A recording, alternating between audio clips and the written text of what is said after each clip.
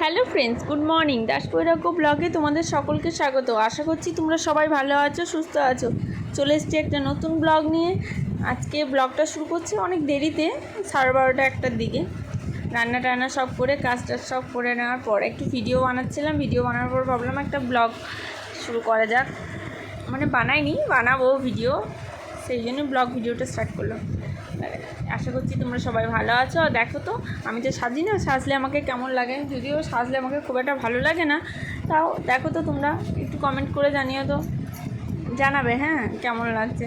যদিও আমি জানি আমাকে দেখতে অতটা সুন্দর না, কিন্তু আমি আমার নিজের কাছে ঠিক আছে।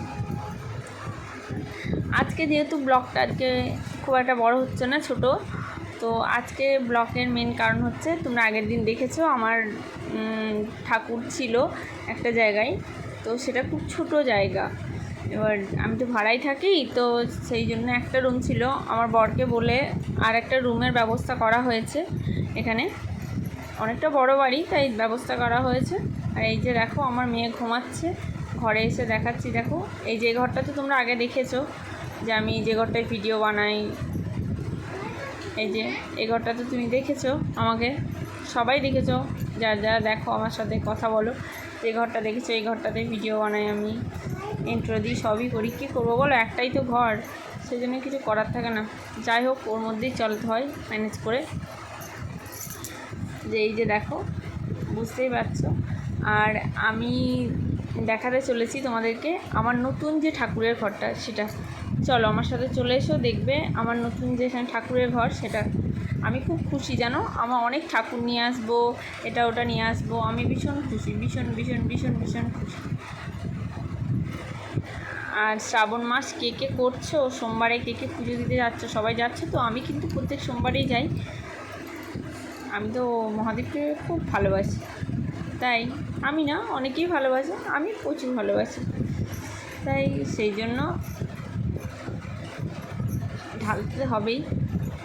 এই যে দেখো আমার নতুন ঘর, আর একটা নতুন ঘর যেখানে আমি আমার ঠাকুর ডাকছি। এই দেখো আমি এখানে কিছু ঠাকুর মানে এখন মার্বেলের মতো রাখা রয়েছে, আর এরকম আমার যেটা এই ঘরে ছিল সেটাই রয়েছে। আর আর কিছু ঠাকুর আমি আনবো।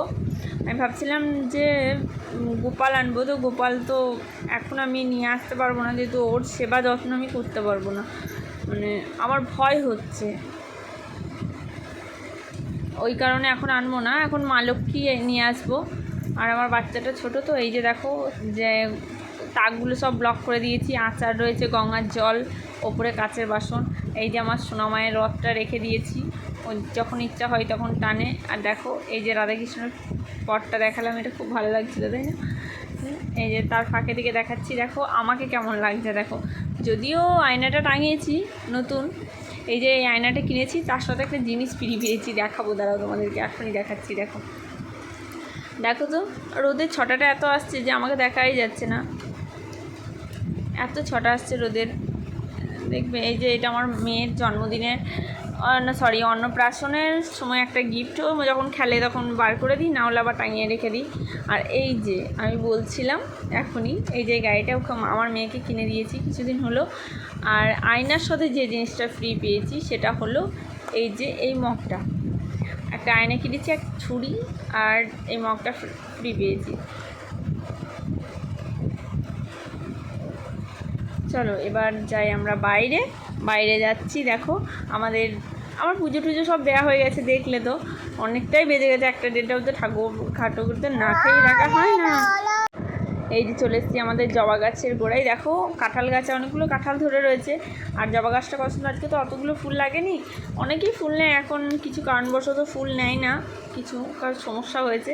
গাছটা দেখো কত সুন্দর লাগছে, নিচের দিকে ধরেছিল, তো সকাল থেকে তো শুরু করা হয়নি, তাই হয়নি, কিন্তু খুব সুন্দর লাগছে। আর বলো তো, শ্রাবণ মাসে কে কে সবুজ চুড়ি পরেছে? আমি কিন্তু পরে নিয়েছি, মানে আমার বর এনে দিয়েছে আমাকে।